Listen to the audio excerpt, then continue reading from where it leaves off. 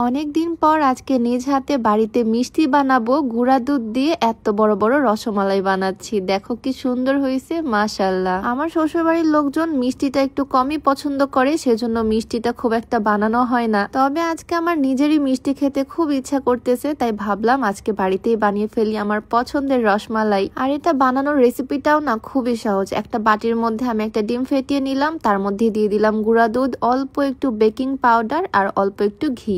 মিষ্টি বানাতে গেলে ঘি জিনিসটা তো লাগবেই, সেজন্য আমি ঘিটা এখানে অ্যাড করলাম। এখন এই ডিমের সাথে গুঁড়া দুধ আর বাকি সবকিছু একসাথে ভালোভাবে মিক্স করে নিচ্ছি। চামচ দিয়ে খেলতে ইচ্ছা করতেছে না, তাই হাতই লাগিয়ে ফেললাম। আমি কিন্তু এখানে কোনো কিছুই মেপে মেপে দিইনি, জাস্ট চোখের আন্দাজে আমি দিয়ে দিলাম। পরবর্তীতে মনে হলো আর একটু গুঁড়া দুধ লাগবে, তাই গুঁড়া দুধটা অ্যাড করলাম। এই জিনিসটা দিয়ে মিষ্টি তৈরি হবে, তাই এটাকে ভালোভাবে হাত দিয়ে মিক্স করে নিচ্ছি। আর এই পর্যায়ে যখন নরম নরম হয়ে যাবে তখন আমি এটাকে রেস্টে দিয়ে দিব 5 থেকে 10 মিনিটের জন্য। এইটা দিয়ে কিন্তু মেইন মিষ্টিটা তৈরি হবে। বলতে পারো আমার মেইন কাজটাই শেষ, এখন শুধু 5-10 মিনিট ওয়েট করার পালা। এর মাঝখানে তোমাদেরকে একটা জিনিস দেখিয়ে দিই। এখন তো আমি মিষ্টি বানাচ্ছি, তবে তোমরা চাইলে ঘরে বসে খুব সহজে দই বানাতেও পারবা। এটা হচ্ছে একটা ইলেকট্রিক দই মেকার। এটা খুবই রিজনেবল প্রাইসে অনলাইনে পাওয়া যায়। শুধু দুধ জাল দিয়ে পরিমাণ মতো চিনি দিয়ে অল্প একটু দইয়ের বীজ দিয়ে মিক্স করে এখানে দিয়ে দিলেই 3-4 ঘন্টার মধ্যে একদম মিষ্টি দই রেডি। চাইলে এখানে মিষ্টি দই, টক দই যে কোনোটাই বানানো যায়। খুবই কাজের একটা জিনিস। দই মেকার আমার আগেও একটা ছিল, বাট আমার আম্মু দই খেতে অনেক পছন্দ করে, তাই ওইটা বাপের বাড়িতে পাঠিয়ে দিছি আর নতুন এটা কিনে নিলাম। রমজানে এই জিনিসটা আমার খুব কাজে লাগে, কারণ আমার শ্বশুর আব্বু সেহরিতে দই ভাত খায়, আর এটাতে আমি বাড়িতেই দই বসাতে পারি। এই কাজের জিনিসটা মানে ইলেকট্রিক দই মেকারটা তোমরা পেয়ে যাবা ফিলারি ফেসবুক পেজ থেকে। পেজটা আমি ডেসক্রিপশনে মেনশন করে দিব।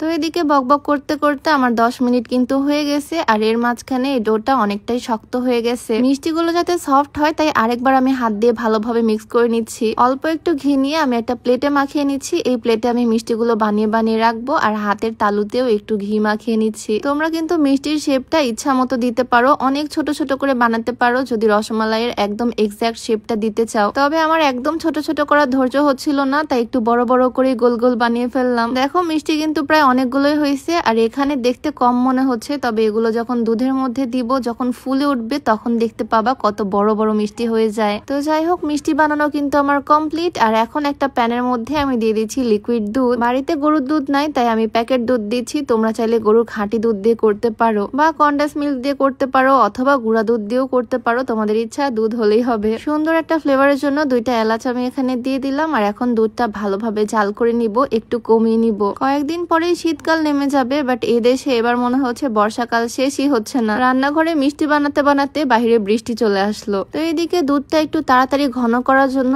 আমি গুঁড়া দুধ ইউজ করব। গুঁড়া দুধটা দিলে তাড়াতাড়ি ঘন হয়ে যাবে, সেজন্য আর কি। তবে গুঁড়া দুধটা সরাসরি দিলে অনেক সময় দলা পেকে যায়, সেজন্য ছোট একটা বাটির মধ্যে একটু লিকুইড দুধ নিয়ে মিক্স করে তারপরে অ্যাড করতেছি। এইভাবে দিলে আর দলা পাকার চান্স থাকে না। এখন ভালোভাবে দুধটা আরেকবার জাল করে নিলাম। এর মধ্যে এখন আমি চিনি অ্যাড করব। বাড়িতে মিষ্টি বানালে এই এক সুবিধা, মিষ্টি কম বেশি করে দেওয়া যায় নিজের ইচ্ছা মতো। এখন আমি মিষ্টিগুলোকে এই দুধের মধ্যে ছেড়ে দিব, আর দেখবে একটু পরে ম্যাজিক, ছোট্ট ছোট মিষ্টিগুলো কত বড় হয়ে যায় ফুলে, আর কত সুন্দর লাগে দেখতে। এখন আর কোনো কাজ নাই, এখন শুধু নাড়াচাড়া করব আর ম্যাজিক দেখবো। তোমাদেরকে একটু বলতে চাই, তোমরা যারা উচ্চতা বাড়াতে চাও চাইলে এই কম্বোটা ট্রাই করতে পারো, যেটা হরলিক্স বা কমপ্লানের মতোই হাড়ের শক্তি বৃদ্ধি করবে আর হাড়ের বৃদ্ধির মাধ্যমে উচ্চতা বৃদ্ধি করবে। এটা কোনো ওষুধ না, বিএসটিআই অনুমোদিত একটা সাপ্লিমেন্ট। এই কম্বোটা তোমরা পেয়ে যাবা ফিট ক্যাফে পেজ থেকে। পেজটা ডেসক্রিপশনে মেনশন করে দেওয়া থাকবে। যাই হোক, 2 মিনিট জাল দিতেই দেখো মিষ্টিগুলো কতটা ফুলে উঠছে আর কত সুন্দর লাগতেছে এখন দেখতে। আস্তে আস্তে কালারটাও চেঞ্জ হচ্ছে।